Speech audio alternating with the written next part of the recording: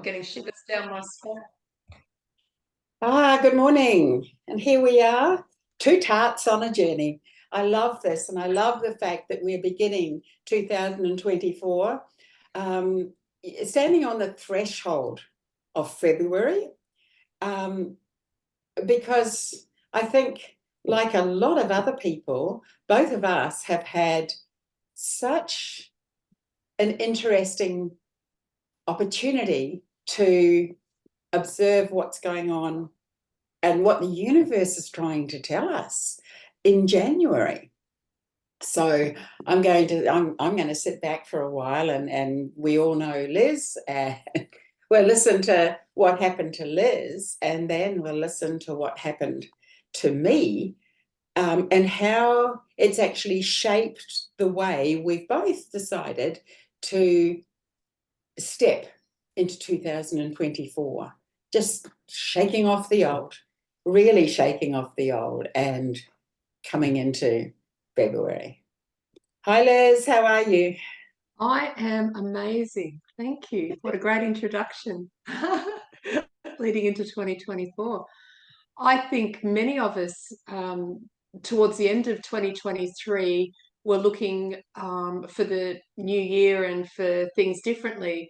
And I know for myself, leading up to the end of 2023, I was journaling and putting my things in place, manifesting what I wanted to do, and felt really good, very energized. And then the start of 2024 started, first, second, and day was good. And then all of a sudden, this fogginess, lack of clarity, fatigue, and inability to really put any of those actions, or wanted to, just didn't have the energy to do it. So interesting enough for many of us, I think, coming to terms and having the flexibility to realize that our body just wanted to rest, because 2023 was massive, coming to the end of those energies in October, November, December. So giving myself permission to rest and allow what was to come, or to energize myself, I guess, to rest in preparation. So I myself had this feeling through listening to tapping into other things and astrology that everyone kept saying, January the 21st really is the start of this year. And I thought that was interesting, possibly with Aquarius going into Pluto, into the sun. Don't really know. But for me, the energies from that day were spot on. Like, it just seemed like this cloud had disappeared, the energy came back, the clarity came back. And yeah, I mean, they were saying, buckle up and hold on to your seats. Well, I didn't really have time to buckle up, so I'm still flying. But for me, yeah, I got out of bed, I think 2 weeks ago. I put my feet on the floor and I got that this time in this house was done, and I didn't question it because that's the way I've been rolling over the last few years. We may have discussed a bit of that in the first, in our first interview. And so I decided to give notice and just trust, not knowing where I was going, still not knowing where I'm going, well, a little bit now. And I'm just allowing it and asking the universe that if this was the case, allow me to break the lease, may it happen fast with ease and grace. And I would say within 8 days, I received that someone was moving in and I needed to move out next week. And what a tailspin. So I'm starting my year moving house, not knowing where I'm going, being totally flexible and knowing I'm supported and they have the bigger picture. And with that, stepping into all these other doors open, all of a sudden I'm going to do this workshop. I'm going to do a ceremony. I'm now teaching yoga. I'm doing this. And it's like, okay, get out of the fear and just do it. So a lot's happened in 2 weeks after the cloudiness and the sluggish start, I guess, or the resting period of January, the first part of January. So I guess that's me at this moment. So stay tuned. Wow, thank you. Thank you. And isn't it amazing how we get to the point, when we are actually expanding our consciousness, we get to the point where we actually live what we teach. Is if we teach that we have a divine intelligence, or what we call the universe or great spirit takes care of us and can direct our path, then, and a lot of us speak it, then can we live it? And can we absolutely live it? And you've just demonstrated that, okay, in 2 weeks, you've heard a message that just said, you're done here. And so you went straight into inspired, what I call inspired action. You took that action. Okay, this part of my life living in this space is over. I'll sit back and look what's happened, just absolutely in divine timing. You've got work, this amazing work, doing what you love and what you are so good at. It's beautiful yoga, and as you were saying, the vinyasa flow, how beautiful, yin yoga, sound bowls, and making a living from that. And that's taking you into your next space where you will be living. I love that. I love I that. think I think the biggest thing while we were just talking then, how, you see these spiritual people or people on this journey going, just trust, get out of fear. And we're navigating that every day. I will never get to the point where I'm fearless. I'm just doing it. I navigate it every day. But I think the biggest thing is getting out of your way. But I think for me, the biggest shift at this time, it doesn't mean it's not going to change tomorrow, Yep. today. And at this time, I've fully surrendered and decided that, you know what, this wouldn't have happened. This wouldn't have happened this fast. Maybe I don't know where I'm going. I didn't have another place lined up. But for the first time in my life, I've been in Tasmania, 5 months, 4.5 months. I have never had so many people, so much tribe, and so many different options and opportunities come forward. Never in my life, because I think that I'm finally now, as I said today, might be different tomorrow, just surrendering and just stop trying to control it and just let things, opportunities flow that I can't think of when I'm in my head. And I Yeah. think that is the biggest shift for me in this past couple of, last week, well, on Monday when I got that I had to be out next week, I went into a tailspin, but then I sat and I thought, wow, and now I've got this sense of excitement because I have absolutely no idea where I'm going. And it's like, wow, I'm 58 years old. Who would have thought that I would have been living like this? But I am so excited because I couldn't have planned this, and I don't know what is in store, but wow, I know it's going to be magical. But yeah, I just wanted to say that we are navigating it together. And I think when we can do that and stay in that alignment Yes. comes through, is Yes. what I was trying to say. Yeah. Yeah, and said so well. And I think too, for me, I've always passionately done my work. And at the end of last year, like you, it's just like, I'm tired now. But, but I'm ready to take on what I need to take on. And then in the middle of that, around November, Tony just said, I'm exhausted. I'm really exhausted. I don't want to work anymore. So I thought, okay, this is a perfect opportunity for us to go, okay, then stop. Just stop. So he stopped work, which was great, which was absolutely great. And then I thought, I've got this. So I thought, I don't advertise, I don't do anything. So I thought, okay, the universe will take care of us. I absolutely trust that. That's what I teach. So I thought, fine, nothing else. And then I'm sitting and I'm waiting, and I was just, having fun and realizing that I needed to take care of my health, and my fitness and my wellness. So, yep, I can do that. Meanwhile, everything else seemed to come to a little bit of a halt. But I thought, no, universe knows how to take care of me. I just need to be alert to the messages. So came up to Christmas, fine. Christmas Day, I live in Queensland. We got deluged with rain and a huge weather event, a big tornado. And so it's like, okay, Okay. After about 4 days of no electricity, and I'm thinking, now what's going to happen? Then I suddenly thought, okay, I'm still okay. We're still okay. We're doing okay. In this moment, all is well. So I've lived like that for the past month. Just all is well, all is well. Perhaps this is it. Perhaps it's my time to retire. And I know somehow the universe will take care of us. And I think get to the 21st, like you were saying, and I hadn't read anything about the 21st. It was just like, must have been around the 21st. And ding, ding, I get a message from an old client just asking me to do, to have a look at something. And then, I could feel the energy lifting. And I said, do you want some help? And she said, yes, please. And I'm more than willing to pay for your expertise. I said, okay.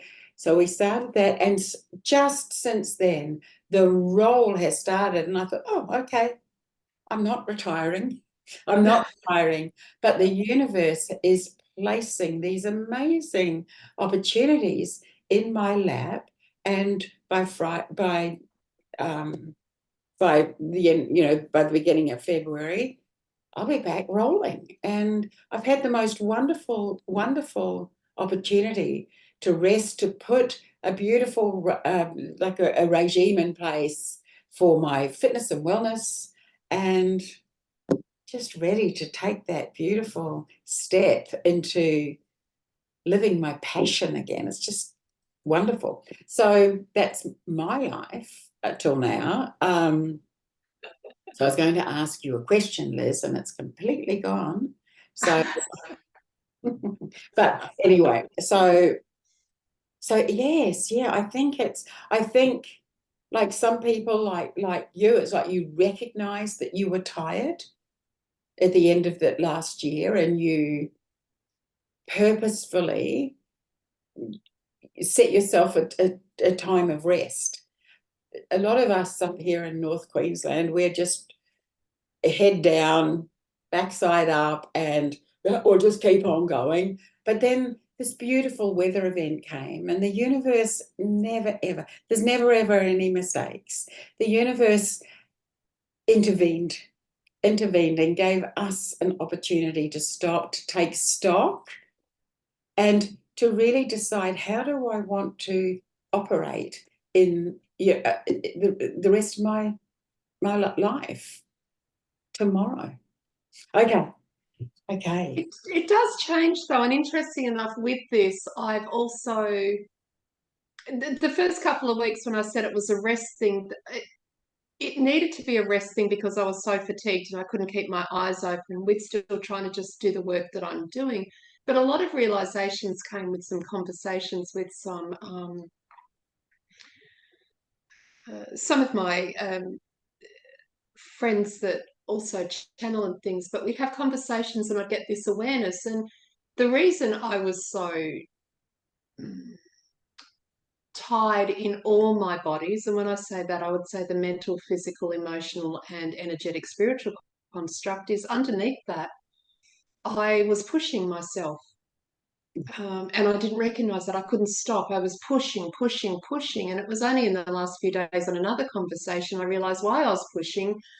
And there was this underlying fear that if I stop, I wouldn't be able to get where we needed to go uh, as a collective and humanity. So I've put this thing on my shoulders, not recognizing that I was pushing and pushing and pushing, and I wasn't getting anywhere. I was getting tighter and tighter and tighter because, firstly, it's not my sole responsibility, but also I just needed to rest and recognize what was driving me so I could stop and then have other opportunities open. And I think there's been a lot of aha moments in this first few weeks. Like I go, wow, it's the 26th today. Where did that go? But the process of getting there, yes, time's moving and it's moving fast, but so many realizations have been coming with this needing to rest and self-care and health and all of that as well. So there's a lot of, and I guess that pushing and expectation is a program within us as well that we may not recognize. But I was actually frying myself. My energy was fried. I actually had to be brought back down because I was pushing so hard, not recognizing that that's what I was doing. I Yeah, thought I was resting, but I wasn't, because unconsciously, I was afraid to stop. yeah. And I think too, I think as you say, when the mind's chatter, when the brain takes over, the subconscious mind takes over and is racing around, holding on to its hat and trying to find solutions for us in that, in each moment, then that's exhausting. It is absolutely exhausting. That darn chatterbox can be more exhausting than going out and running a marathon. And I think that people are starting to recognize that now, and they're starting to realize that it takes everybody, mind, body, and soul, to align and become what we need in order to function optimally. Yeah, and realize that we, I say do no harm and not being selfish, but we really need to, it is about us doing the inner work, and also about us being aware of where we're at without the concern of what other people think we need to be. So ultimately, it still comes back to us, and that recognition and that self-care, and still going, oh, this is what I need, and just stepping away from the old paradigm and going, okay, I don't need to keep striving, I don't need to keep pushing. What is it I need to do today to allow that alignment that you talk about, to allow that rest? And yeah, people go, I've got to work. Yes, I'm not saying you don't, we do that, but we still have, there's moments that we can rest. There's moments we can put our feet on the ground. There's moments we can find quiet time to be able to get back in that alignment and go, what is it that I need to do today to honor where that, to Yeah. allow those aspects or thoughts to come through. Yes, and I think that's one of the biggest challenges with when we let our brain take over, and let our little monkey mind chatterbox take over. We don't have the space then, and that space that you were talking about to recognize what we need in each moment is really, really valuable. And it's gone again. Sorry, gone again. What I was going to suggest. It's absolutely gone. So it can't be that important. So moving, as we move forward day to day, I think possibly I've been asked to do a talk next week, and it's all about breaking the rules in business. So, and I thought, we are brought up on rules. We are programmed with how we function, um, how we live our lives, and what we need to do to be successful in our life. So, it's like you were talking about, we're breaking the rules. We're going, no, I don't have to obey those rules. And those rules are normally set by, when we're very young, by people who really care for us and want us to be the best that we can be. But, they program us with what they've been programmed with. So there's so many of us now actually going, no, those rules do not serve us anymore. So we need to turn around and address the beautiful messages that are coming from within. Those beautiful little whispers that say, why don't you do this? You're needing this. You need to stop and rest. So I'm Yeah, not, it's really about taking the power back, isn't it? And people yeah, go, well, what is that? And I think, looking at, even if you're not hearing the whispers at the moment, but you know that you're starting to feel like something isn't right, just looking at your life and going, okay, I'm getting up every morning, I'm doing the same thing, I'm getting in a car and going to work, I don't like my job, I don't like this, I'm in a toxic relationship or whatever, recognizing why are we doing that? Because there's structures that have been put in place for us to disconnect and lose control. And with your talk next week about breaking the rules, it is about breaking the rules, but it's also recognizing that we've given our power away, and we yeah, need to step back into that and go, why am I doing this if I'm not enjoying it? Why am I staying in this? Yeah, can we change things tomorrow? No, but one step forward at a time. Can I do something differently? All right, I'm not doing this, how can I replace it? It's all those just one step, one step. And as we do that, that voice that you're talking about, you'll feel that intuition where you put your feet on the ground and go, oh, I'm done here. Oh, okay, that makes sense. Hear that. Okay, does it matter if I don't know? Yeah, maybe not. And people go, well, you're on your own. Well, I wasn't initially on my own. And, it's just doing things that we can manage to do in the circumstances we got at the moment, but taking our power back, not being enslaved, and not going, oh, we have to do it this way, we have to do it that way. Why? Because it yeah, always is. Well, breaking the rules and not, doing things differently, creating a new way that works yes, better for all of us holistically and empowerment. yes. And I think, as you say, if we're not doing, if we're not doing what we've been, our whole body and our brain has been told to do, in order to get a certain result. It's like, okay, well, I think it's really important to stop and take that breath. When we go, yeah, am I really happy? Does taking this step really fill me with joy? It's like, no, not really, not really. Okay, so it's like, yeah, but I have to take this step. So many people, say to me, yeah, but I have to do that because, people rely on me. People, okay, well, tell me, what's the worst thing that can happen if you don't take that step? Stop, just stop, take a deep breath in. We're working from what we know right in this moment.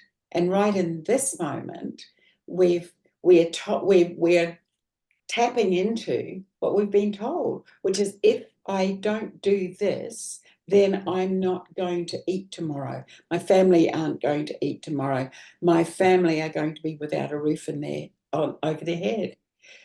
So that's when we can stop, take a deep breath in and go, okay, is that absolutely true?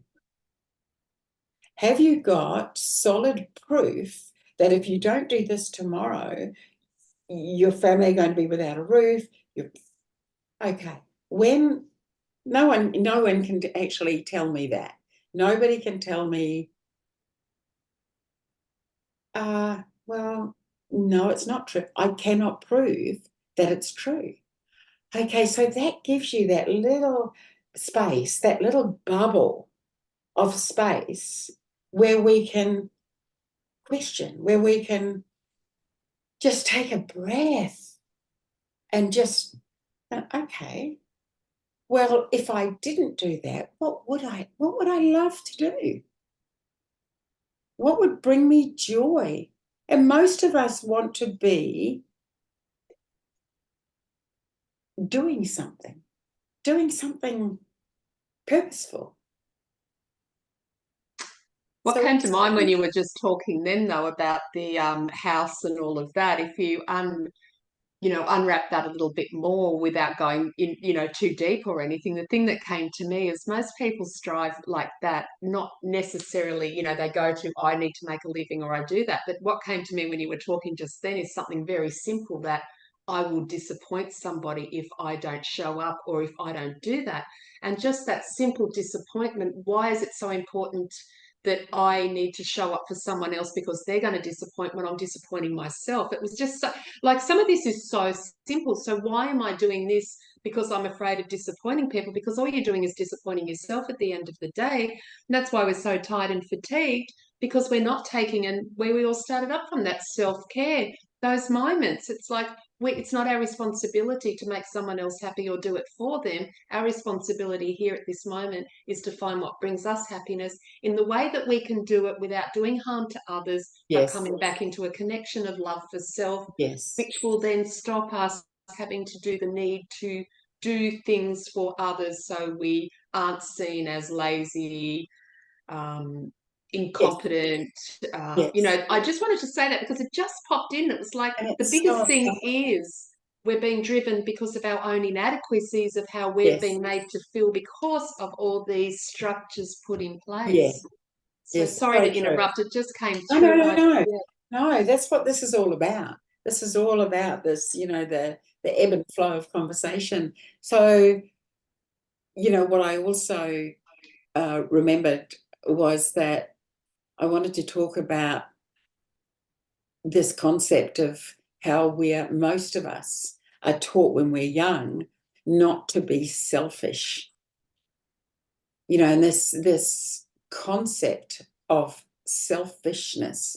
If we want to do something, that brings us joy, so we have to, as you say, we have to consider the impact of that on everyone else. Excuse me, but that's the Christian way of doing it. Well, I think that if we don't start putting ourselves first while still being kind and and aware of the impact of our behavior on others, then we're going to fall back into the trap of making everybody else happy.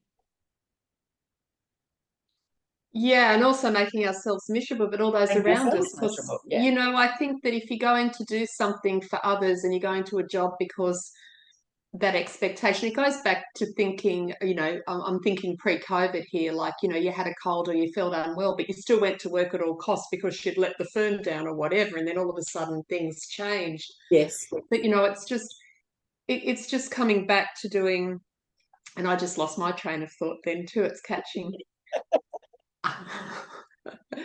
um, yeah, I don't know where I was going with that, but yeah, the expectation of just not what we're programmed through, just having still this enslaved mentality that we have to show Yes. up to work, that we have to do this, that we have to do that, and that's not taking into consideration how you feel in that moment. And there are small steps we can take to alter that. It doesn't have to be big dramatic steps straight away, No. but certainly looking at those steps as, is this really making me happy, and why am I doing it? Ultimately, as you said. Yeah, I think just asking ourselves, creating that little bit of space and asking ourselves the question, is what I'm about to do. I do that every day, every time, everything I choose to do, everything I choose to put in my mouth, every action I take, I ask myself, is what I'm about to do for the highest good of my health and my wealth and my well-being? And if it's That not, just reminded me what I was going to say. I was talking about when we got out and we were going to go and do something. Just say yeah, we're going to work because we're expected to go to work, we're feeling lousy, but you're going into work in a lower vibration because you're already going, oh, I don't want to be here, everything. So you go in, so everybody else gets that. So it's what I was thinking when you were talking before, is that we're not getting any further in any of us because we're taking that energy and it's affecting everyone. So every one of us are in this thing going and all bouncing off each other, leaving at the end of the day still feeling like this, and then going to bed, getting up the next morning still feeling like this. So no one's got joy, no one's got passion, because everybody's doing it. They're all bouncing off each other. We've got a low vibration and we feel absolutely bloody miserable because we can't get out and go, oh, I'm going to do this because today I'm going to do something differently, or have a kind word and just alter that a little bit so we can actually start to enjoy even the moments that we have to do something that we may not particularly want to do in that moment, but we can yeah, change it just by the thoughts. But at the moment, because we're in on the hamster wheel, or the doing the same thing we're just doing it in that low vibration where we're just bouncing off and we can't change it and even alter the situation to bring a bit of joy into it because we can't get to that point. Did that make sense? Yeah, absolutely it did. So we talk about the different vibrations, and we talk about and there's a lot at the moment on social media about lifting your vibration and high, how do we do that? So how do we, what steps can we take to begin a change if we are in the state where, where when we wake up in the morning, we feel heavy. When we wake up in the morning, we feel as if it's too hard to get out of bed. We want to roll over and go back to sleep.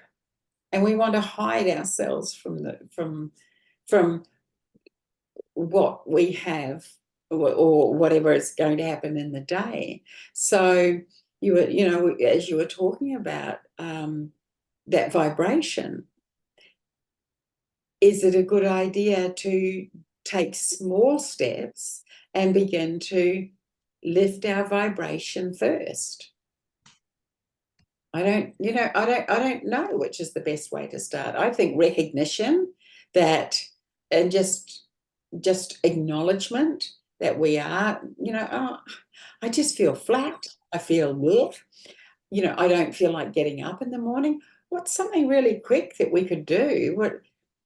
For me, it's easy. Yeah, just keep it simple for starters. Yeah. That's just coming to mind. Keep it simple. Yeah, that is my mantra. simple. I think I wrote it on a sticky note and put it everywhere. Stop overthinking it. Keep it simple.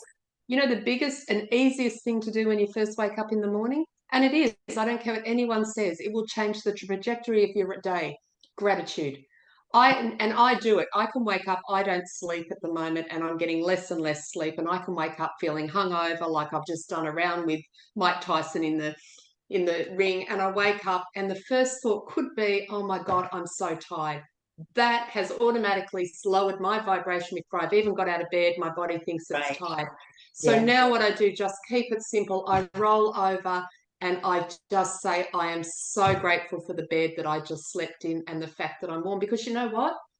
There could be 40% or something on the streets that don't even have that. So keep it simple, just the moment of gratitude. There is always something, and that's simple, whether it is, and if you get the thought, alter it really quickly and just go, I'm so grateful for that. And that to me it can absolutely change every aspect of your day from the moment you get out of bed.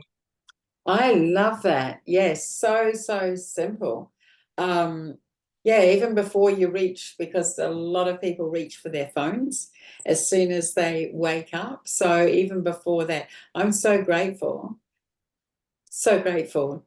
I'm just grateful to wake up in the morning. Which is great. Just as you say, just simple things. It's got to be kept simple. We don't need to overcomplicate it. Human life has become so complicated because we've been enslaved. We've got to do this. We're running around, so we are, complicated. But if we can just get to it, you don't have to stop. You don't have to find much. Just start and keep it simple. Oh my God. Every morning I'd make my breakfast and I sit there, and I nearly these days, because I just get so overwhelmed at the simplicity and the beauty of what I'm about to put in my body. I'm truly grateful for what I'm about to eat. You could, every step of the day, and you can't you can't be anything other than happy from that moment. And that you smile at somebody walking the street. That is so simple. Good morning. Simple. How does that make you feel? On top of the world. We don't have to move mountains. No. Simple steps of gratitude. I love that.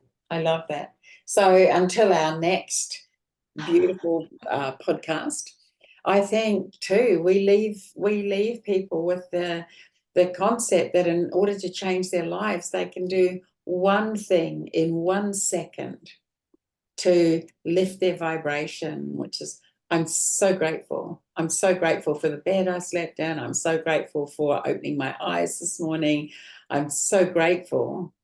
I'm grateful for that I can stand on my legs, that I've got feet that carry this body through my life, you know. So simple, simple, simple.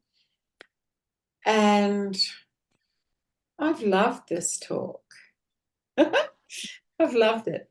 So, you know, we've decided that we will do these often, every couple of weeks. I think so, yeah. It'd be nice. I mean, you know, just people, just remember, guys, that it is just so, so simple to be grateful, and it just honestly makes you feel so much better. We don't have to walk around feeling lousy, tired, exhausted, living someone else's life. Change it, create it from just the simple, to start with gratitude. Thank you. I'm so grateful to have you in my life. So grateful. As I am, Margaret, and as I said, so grateful that from the other side of the world we connected. So that is magic in itself, and I'll remind the viewers every time that anything is possible when the timing's right. Absolutely. Hi, everybody. Bye. Talk to you soon.